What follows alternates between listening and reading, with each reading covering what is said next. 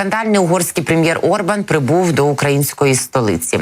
На зустрічі з президентом українським Володимиром Зеленським очікується, Орбан говоритиме про мир з Росією і взаємовідносини України та Угорщини. Прем'єр-міністр Угорщини Віктор Орбан сьогодні з самого рання з доволі несподіваним, але, як то кажуть, вже стало відомо раніше запланованим візитом, прибув до Києва. Про це повідомив речник угорського уряду Золтан Ковач у соцмережі X, як бачимо.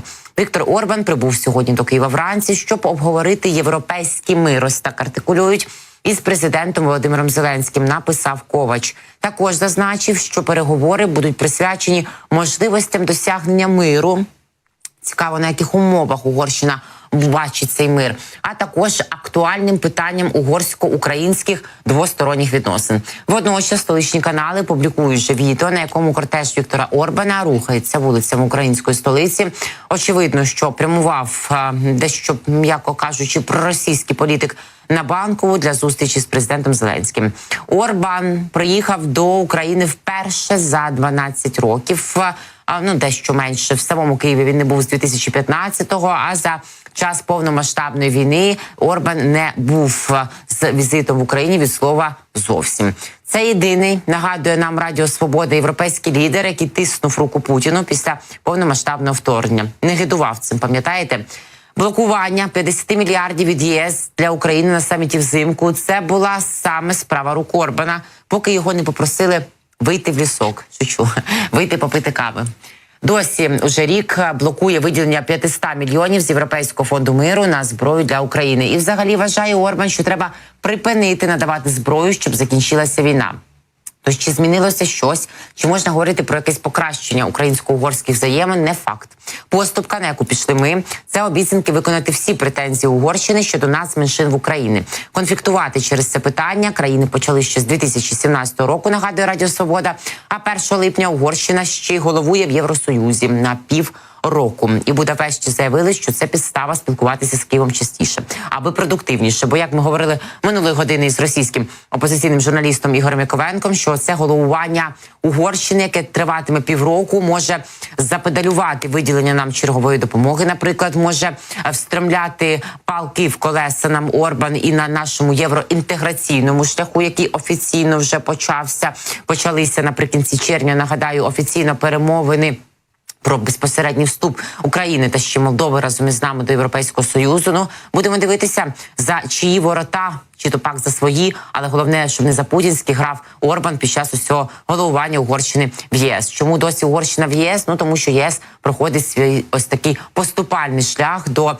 свого вираження, до зростання, і ми знаємо, що самі пересічні угорці аж ніяк не такої думки, як Віктор Орбан, і підтримують Україну. Тож все це такі процеси, які, звісно, не скоро, не просто, але відбуваються, і аби ми не ставали жертвами чи то фінансових, чи то політичних забаганок Орбана, який так любить і руку тиснути Путіну, і спілкуватися з ним, і дешевий газ від нього отримувати, і не лише.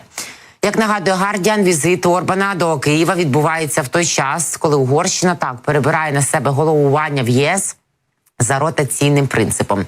Очікується, що зустрінеться дійсно Орбан з президентом України Володимиром Зеленським. І от він вперше в нас спочатку повномасштабного вторгнення може вперше подивитися на речі іншими очима, безпосередньо перебуваючи на території нашій, на території країни-жертви, яка 11-й рік бореться із путінською агресією. Як пише The Guardian, радник глави Офісу президента України, частий гість наших ефірів Михайло Подоляк до самого візиту не коментував його подробиці, але підтверджували ці плани і раніше інші джерела при владі.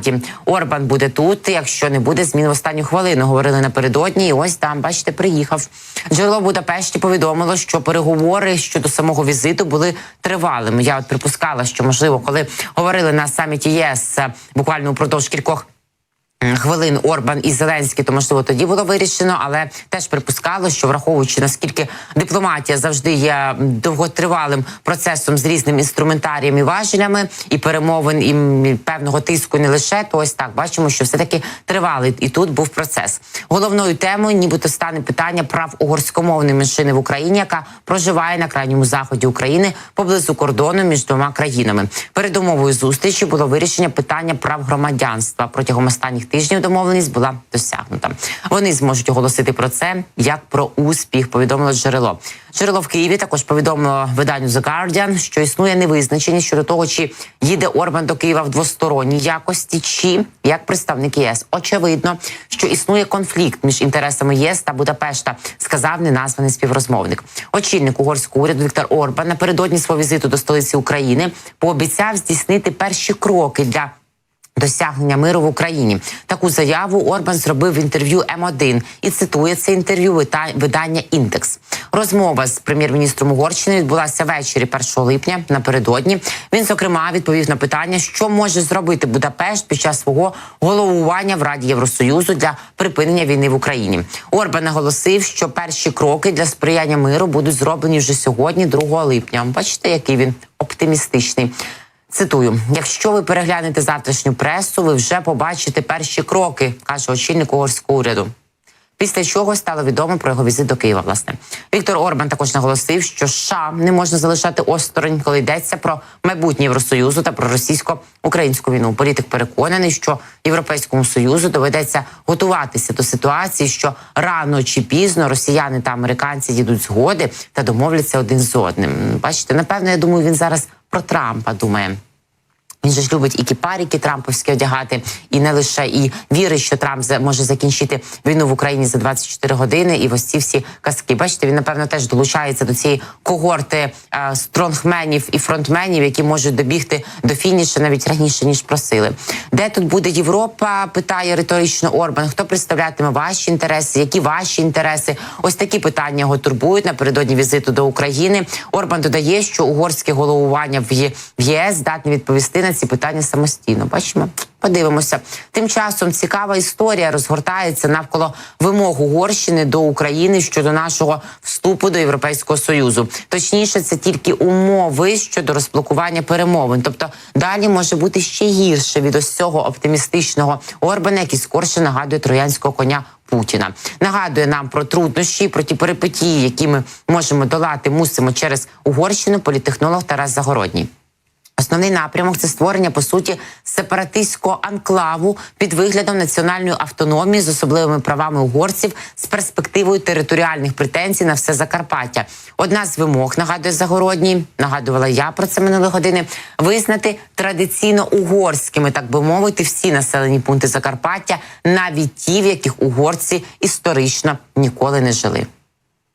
Думаю, що тут не обійшлося без російських підказок. Якщо поміняти слово «угорська мова» та «російська» або «традиційно-угорські» на «історичні русські землі», то ми побачимо багато чого знайомого. Якщо теоретично ми погодимося на це, то такі самі претензії нам почнуть висувати румуни, болгари та ще й поляки можуть приєднатися на тій підставі, що якщо угорцям можна, а нам чому ні?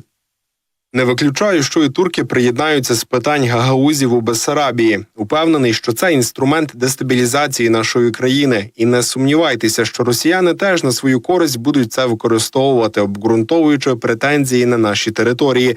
Продажних політиків в Європі, які це підтримують, вистачає.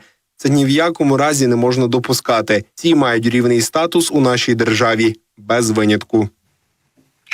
Якщо знову не дійде до Угорщини, то можна знайти, радить Загородній, дуже чутливі дефекти на гілці нафтопроводу «Дружба», по якій Угорщина, нагадаю, отримує досі дешеву російську нафту, через які він не може працювати в угорському напрямку і потрібно дуже довго його ремонтувати. Тим більше в Україні йде війна і всяке може трапитися. Але за зміни позиції керівництва Угорщини ці дефекти будуть успішно подолані, вірить пан Тарас. А ці ось поки що представники угорської влади по-іншому не розуміють.